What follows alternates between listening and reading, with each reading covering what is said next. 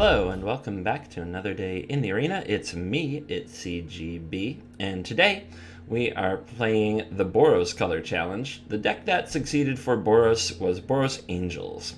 Not a lot of new stuff to the deck, but still a very fun deck full of mythic rares and flying monsters. Those being Rekindling Phoenix, Lyra, Aurelia, Resplendent Angel also in the deck. We also have History of Benalia. So we have a whole bunch of good threats from 3, 4, and 5. In the 2 spot is where we find our new card, Tithe Taker, who's really just there to hold down the fort and make things harder for control, which is one of our tougher matchups. And we have Direfleet Daredevil, who can steal neat cards. It's also better against control in that it can take Thought Erasure while being a little bit of value against decks like Red, usually taking a shock and using it against them or taking their light up the stage. So, with that in mind, we also added a couple of removal in Shock and Lava Coil and 2 Ixalan's Bindings as our way to interact with the board. The deck closes pretty fast against Red. They have to worry about Lyra, so they have a very tough job if Lyra gets involved.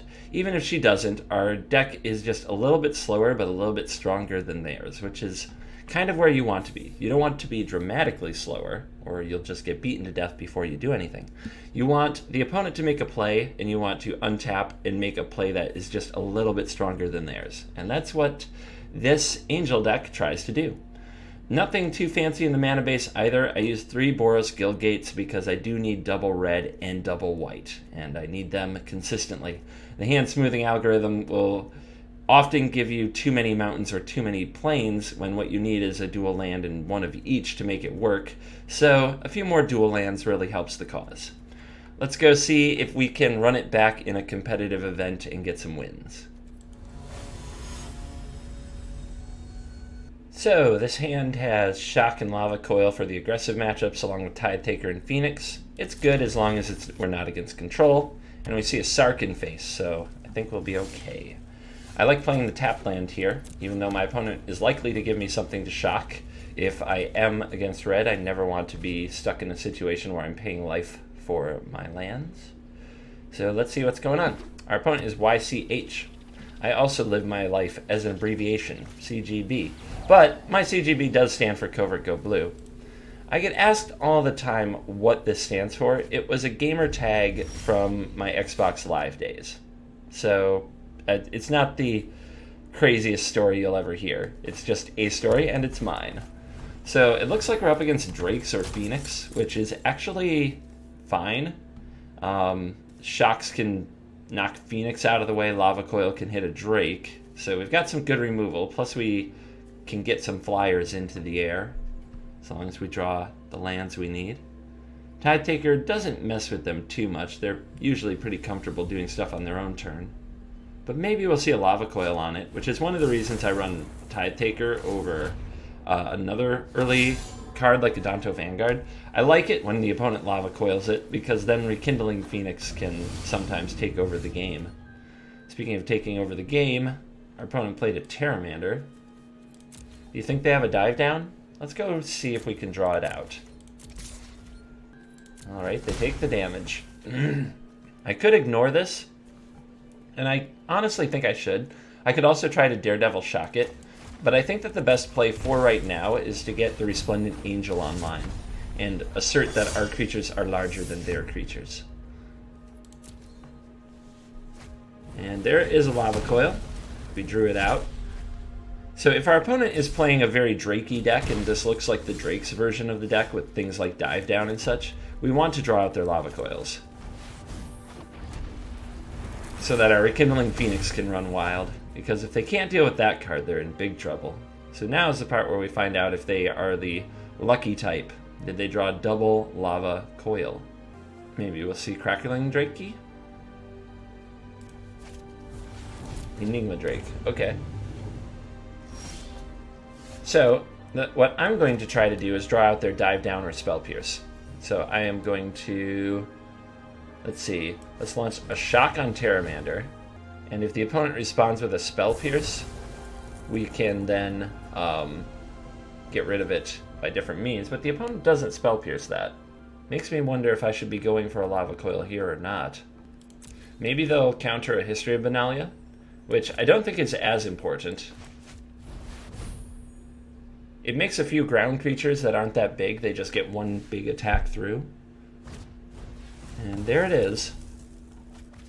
So I'm going to attack with the Phoenix and try to keep pressure on the opponent. If they attack me back, I might block with this 1/1, since it's not going to do too much in the matchup in long game. And there is a second Drake. Just doing some math to see if I'm going to need this token. Yeah, I think I'll trade it in for 4 life while I can.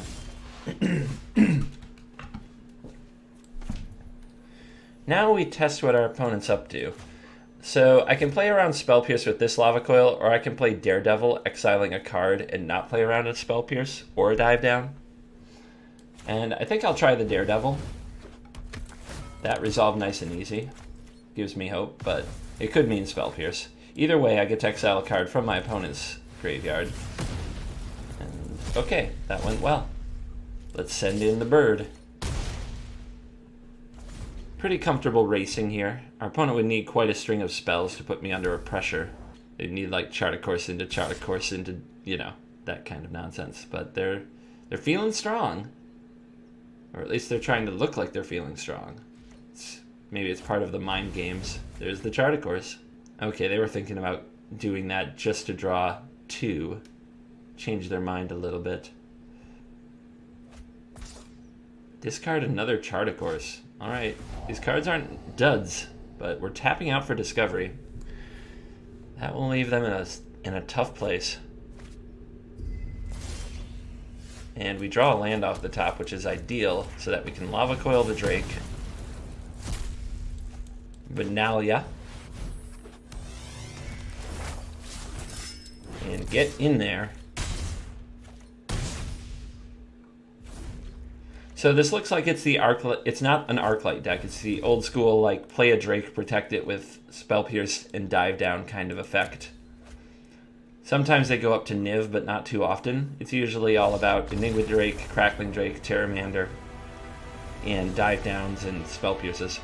And there we go. They were not able to keep up with the power of the flyers we offered. And we had good removal when we needed it. Well, if we're against red or something else creature-based and a bit aggressive, we have a very good hand, so I'll give it a try. I guess having shock available is the right way to go there, rather than leading on a plains or a clifftop retreat. Hazard Marshal. Is that shockworthy? What is shockworthy? Their 2-drops are rarely shockworthy. Their 2-drops are usually Tide Taker or Vanguard. Their 1-drops are all kind of the same. Sky Marcher, Aspirant being the one above others. I think I'll let this be for now and try to come up with a better, like, what to do. And let's put out the Tide Taker. It can start getting frisky. Daredevil probably won't snatch anything from a graveyard in this matchup at all, unless this turned out to be Boros. Okay, that is shockworthy. I'm glad we held out. Yeah, I'll take the trade. Without question, especially with a mentor creature on the battlefield. And getting my spirit token to start attacking. That's pretty good. Whoa! Whoa! Whoa! Some of you astute gamers out there noticed this before I did. 104 card deck? I mean, this is the whole... The opponent's throwing the whole kitchen sink at us. I wonder if it runs 14 land. Maybe we'll do some experiments in a future video. Alright. Let's slam away here. And it looks like our opponent has black in the deck. Maybe it's 5 colors. How would you know? It's a collection in a can right here. Sure. At the beginning of combat, target artifact gets +2/+2 and gains indestructible. Well, obnoxiously though, it's bigger than my creatures. So this is the thing with these hundo stacks. You don't really know what you're going to get, and if you can't run them over early, they just have this variety of cards that, and you never know what you're not going to be prepared to deal with. I don't know what Ixalan's Binding. because whatever I bind, they're probably not going to draw 3 of it. Anyway, we'll say go. Try to stall for some angels. They'll probably have a lot of trouble if I draw Rekindling Phoenix, so hopefully we draw that. Whenever another creature you control dies, create a treasure. Whenever another creature you control dies. Okay. A ways to get the treasures. Well, I was going to block and trade Shock and for the Artificer, but now I don't know if they have like the color purple or something in their deck and they need this treasure. I'll just take this damage. They're like, ha, he fell for my clever ruse, I guess. I could get rid of this and just try to close, though. I might regret that. I'm going to try to hold out the binding as long as I possibly can, because God knows what's going to come out of this. Is a comma or something? Zatalpa? Something like that? Because sadly, we're a bit floody.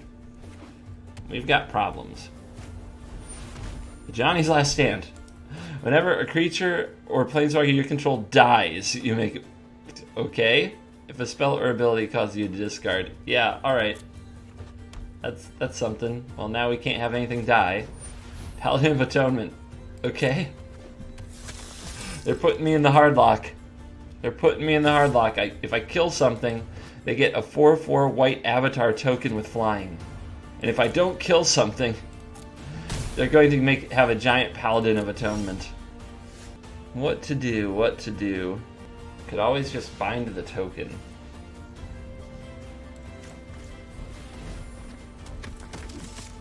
Could also bind the Paladin. That doesn't get me through too much.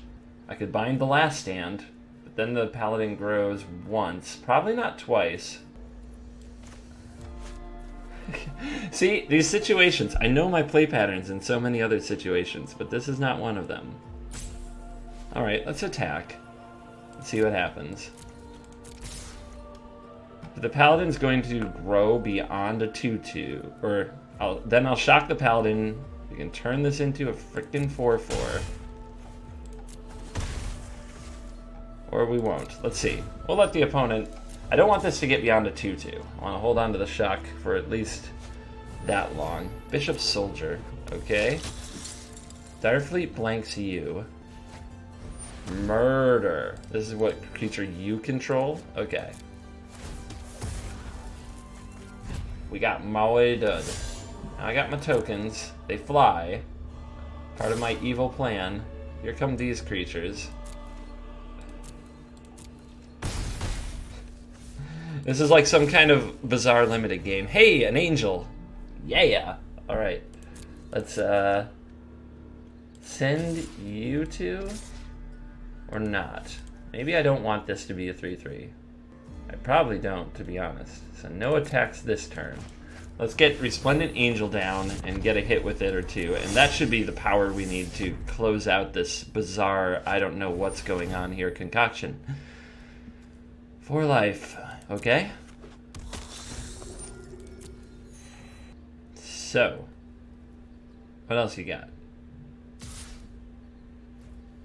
Yeah, no blocks.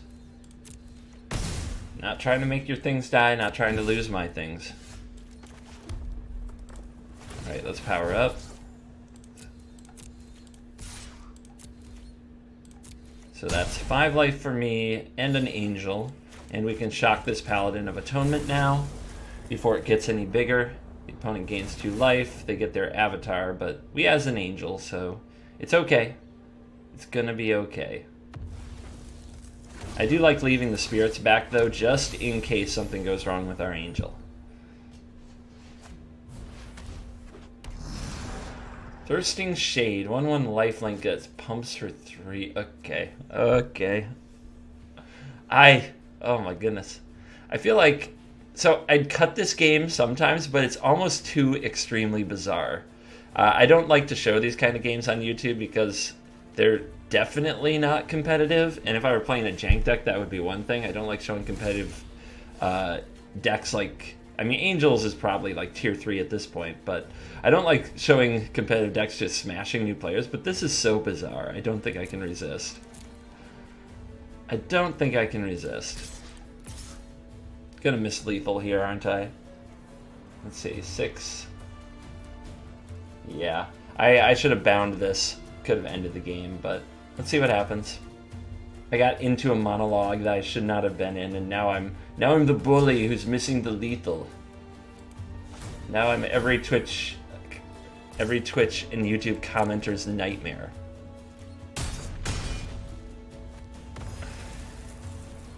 Alright, another angel please, and our opponent gets an extra draw step. What does it do for him? What'd it do? Call to the feast, okay? They got their, it's a Shade Dwarf Artificer Vampires. Alright, opponent deciding, let's get frisky. So we'll first strike this so the life isn't gained. We'll block this, throw one of these over here, why not? And we'll shock you. Maybe that quest for attacking. If we weren't in an event, if we were just in regular play, I would probably scoop to them for playing it out and being a good sport. But here in the event, we just have to attack and win. And that's the game.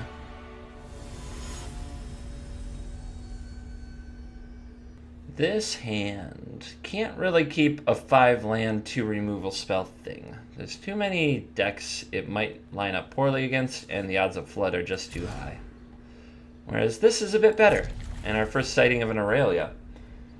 Do I keep another red source? I'm going to be greedy and bottom that, and hope to draw another white source instead since I have double white cards in my deck. And we'll play this tapped. But see an early blue source. Blue-black. Okay, interesting. Let's see how you handle the Tithe Taker. Thief of Sanity, and away we go. Get out of here, you. Get out.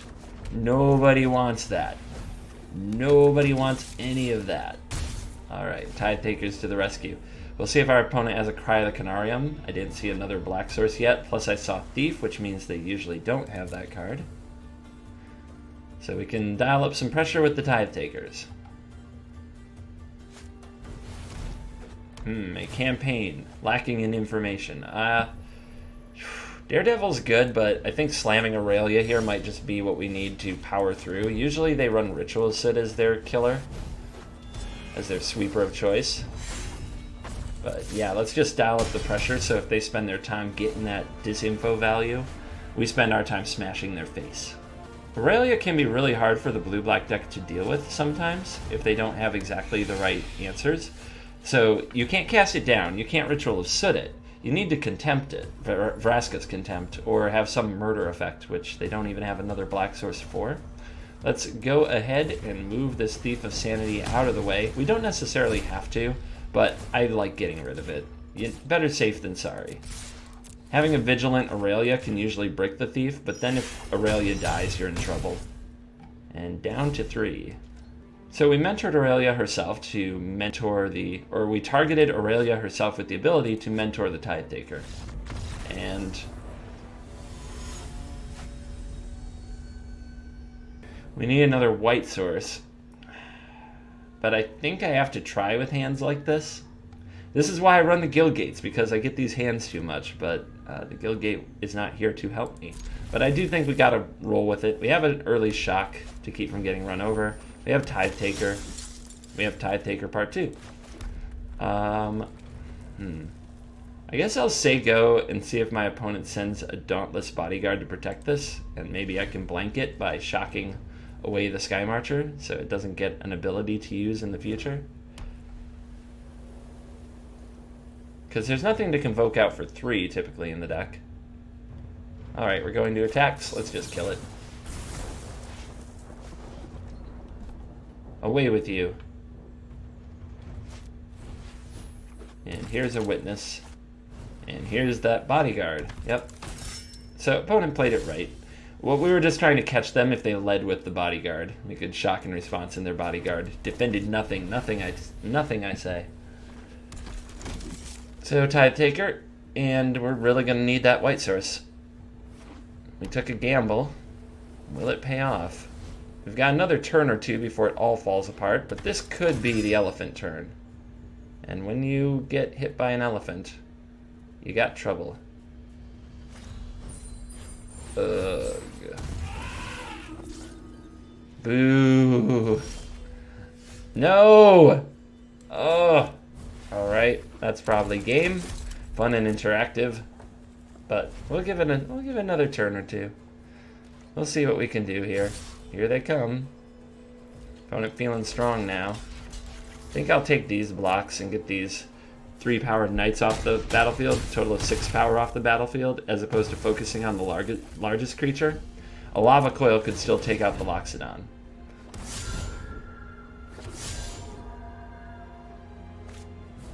So may I have a white source, a rekindling phoenix, or a lava coil? That would be nice. Alright. Deck hasn't completely given up on me yet. So we definitely take out the 4/4. The Adanto can pay life and survive. The Hunted Witness is 3 total power between the 2 bodies. So, So, let's see here. I think I like taking the Witness down to a 1 power creature. As much as losing my tokens is sad. I don't have anything else with 1 toughness to exchange them with right now. Blocking the Adanto is just a bit wasteful. And there's a Sky Marcher. So they could have, one of them could have held back a Sky Marcher. Another lava coil off the top, weird. But I guess we'll take you out. Would have been nice to have a better target, but I don't think we can pass and do nothing. Not to mention, if our opponent plays a Legion's Landing, they could flip it. And isn't that fun? They drew a Benelish Marshal. Or they were holding it. But, yep. Not the lucky today. Not the lucky. 2 colored decks in Arena. Why would anybody try this?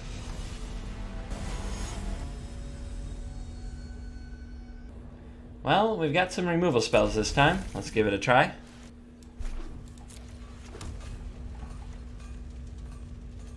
We're on 2 losses, 3 wins. I haven't cast Lyra yet. I've been mana screwed for the last 2 games. I need a win.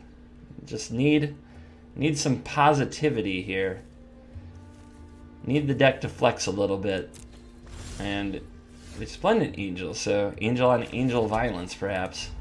What is this, Supernatural? Can you guys believe Supernatural isn't coming back next year? Oh, the fans! The fans are sobbing in the streets. They're crying. They're making Reddit posts. They're memeing. They're memeing in agony. It's been 15 years.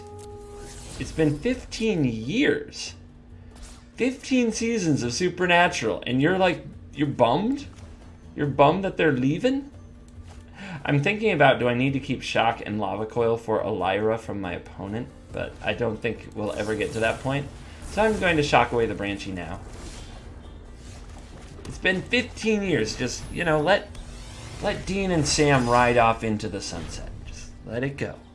They deserve it. They've given you 15 years of the best years of their lives.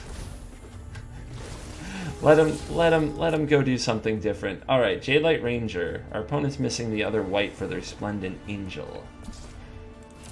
Speaking of, why didn't I play Resplendent Angel last turn? Well, for one thing, I didn't want an Angel staring match, and 2, I want to save these kind of cards for later in the game. Sometimes it can follow the Lyra when they don't expect it to make an Angel. So I usually like to lead with Benalia.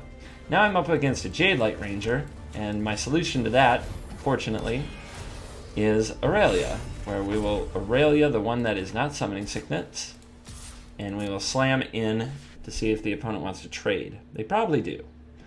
It's not the worst trade, especially with another Jadelight Ranger on top of their deck. Another weird option, because they had a Jadelight Ranger, was to Ixalan's Binding their Jadelight Ranger, but I think I have to save this for Lyra and Shalai. I think if I win the skies, I will win this matchup. I'm not as worried about the ground, which is why I'm not treating my knights with too much reverence either. If I make this a 4, I can't mentor this. If I make this a 6, it's going to be blocked anyway. If I Lava Coil this out of the way, my opponent takes 6. But honestly, just take the trade, right? Like I said, win the skies, and I've got the tools to do it. Just win the skies.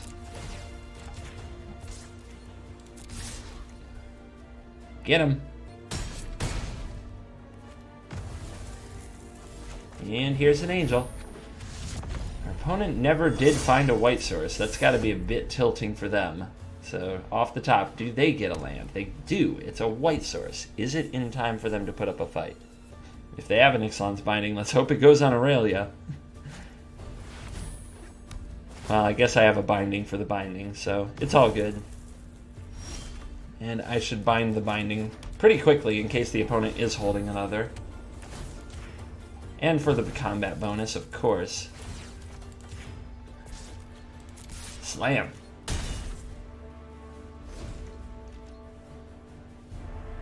Angel power. Does the opponent have the Lyra? Lyra is what they need to get back in this game. It is the kind of trump I hate getting this cold to. Not a Lyra, not a Lyra. Anything but a Lyra. Vivian Reed. Ooh, okay. Let's tear this place. I'm gonna lose something, but then I'm going to has something else. Restoration was painless. And we're going to kill the Vivian.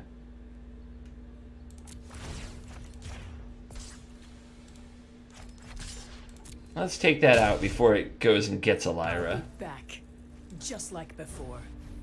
Here's Resplendi. Here's Guildgate. So Resplendi will be online next turn. But still bricked walled by a Lyra if the opponent has it. Adventurous Impulse finding Lyra. Did they draw the other land? I have to assume they drew the Impulse. They did draw the other land. Oh my goodness, this one is playing out like a nightmare.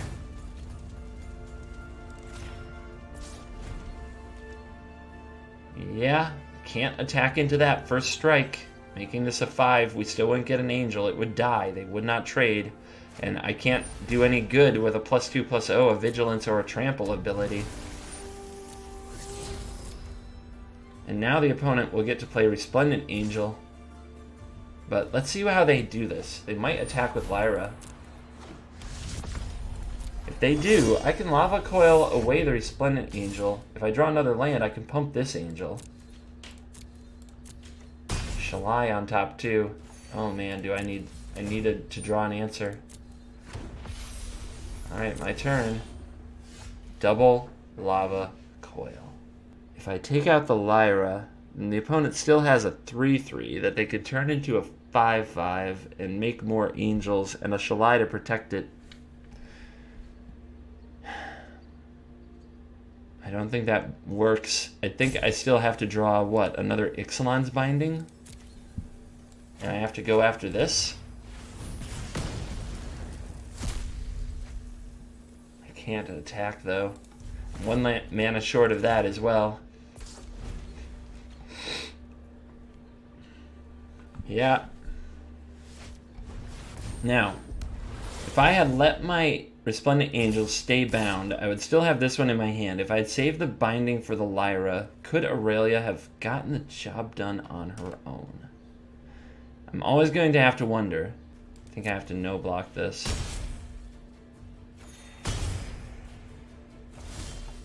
And we draw a Daredevil.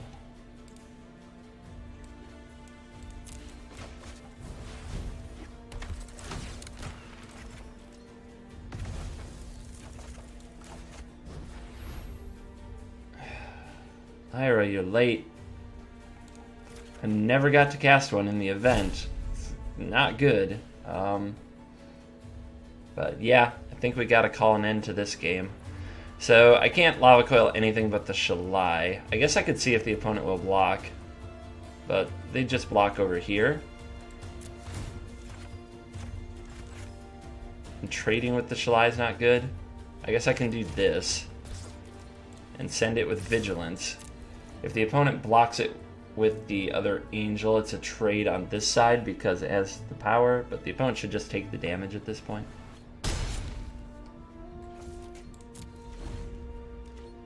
Brutal game's brutal, man. We tried, but our try was not enough. Too bad we don't have a Settle the Wreckage for the punish.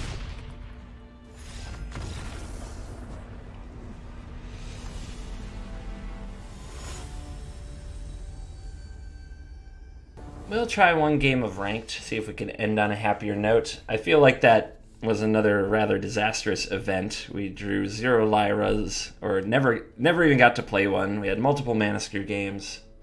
Maybe I made some mistakes, but I don't think nearly as bad as luck handed us.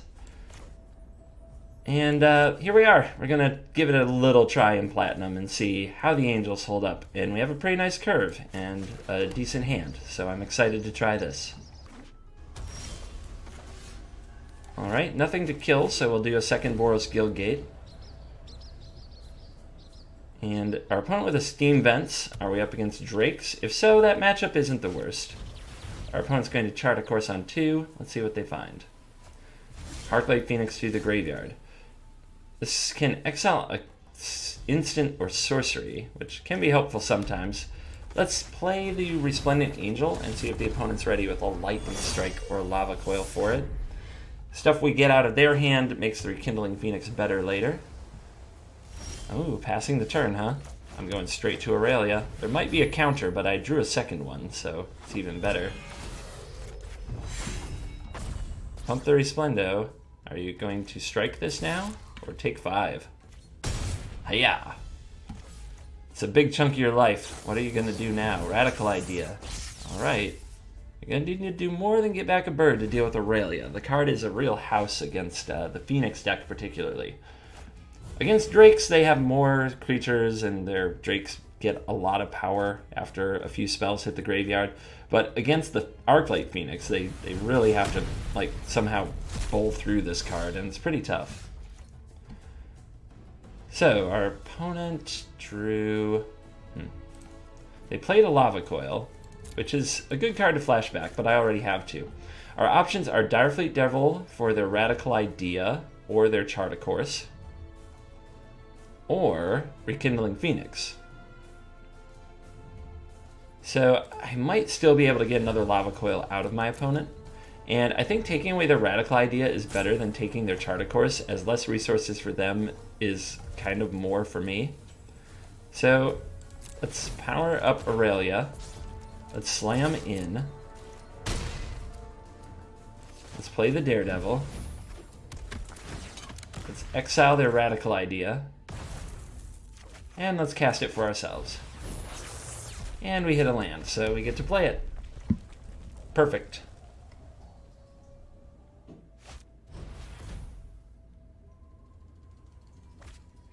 They keep the card on top. How good is that? Must be something that they feel they need. Opt. Radical Idea, shock your Daredevil. Get back 1 bird. Yep.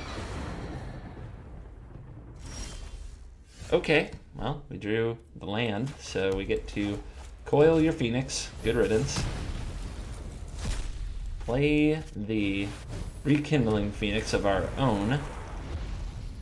And Aurelia, power up, slam in. Looking good. Looking good for Team Angels. And the Drakes player scoops it up. We get to end on a happier note by picking up a win up here near Platinum 1. So close to that sweet, sweet diamond. Thank you very much for watching. I hope you found some of the games entertaining. I don't think it was a great showcase for the deck. I never did get to slam Lyra and show all the beauty that it can do, but the Green-White Angels deck kind of showed it for me, I guess. If you haven't played the Angels deck by now, it is a bit of a bucket list item. It has a huge amount of mythic rares. There isn't really a budget version since you need all of those cards like Lyra and Aurelia to really make it work.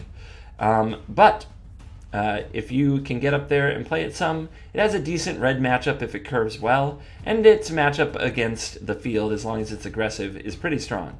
It's against control. You can't have a good Esper matchup in most situations. Thank you for watching this video. As always, I will see you in the next video. Goodbye. If you enjoyed this video, please hit the like button, subscribe to the channel, or leave a comment. You can also support the channel on Patreon for special perks. Links are in the description. Our sponsors are HauntedFlower.com and FlipsideGaming.com.